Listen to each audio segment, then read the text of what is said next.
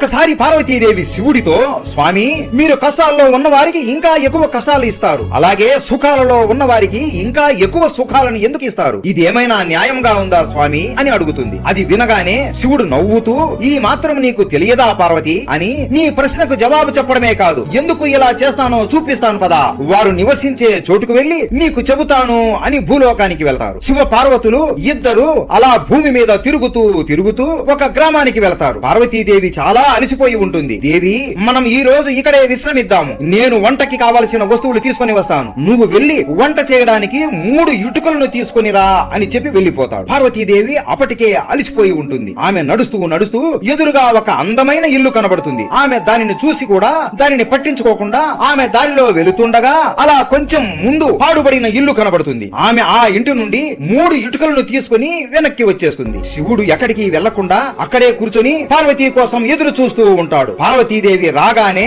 స్వామి, వంట వస్తువులు ఎక్కడ, ఇంకా తీసుకుని రాలేదా, నాకు చాలా ఆకలి వేస్తుంది అని అడగగా శివుడు నవ్వుతూ, వాటి అవసరం ఇప్పుడు లేదులే పార్వతి, నేను ఒక ప్రశ్న అడుగుతా, దానికి సమాధానం చెప్పు అని.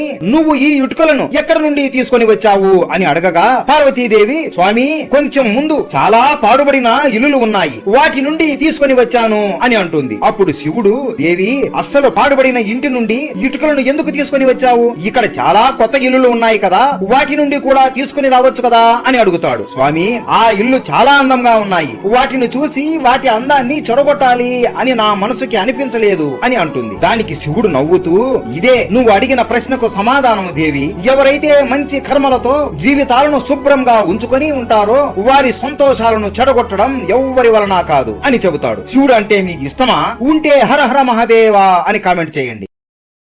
Download ShareChat.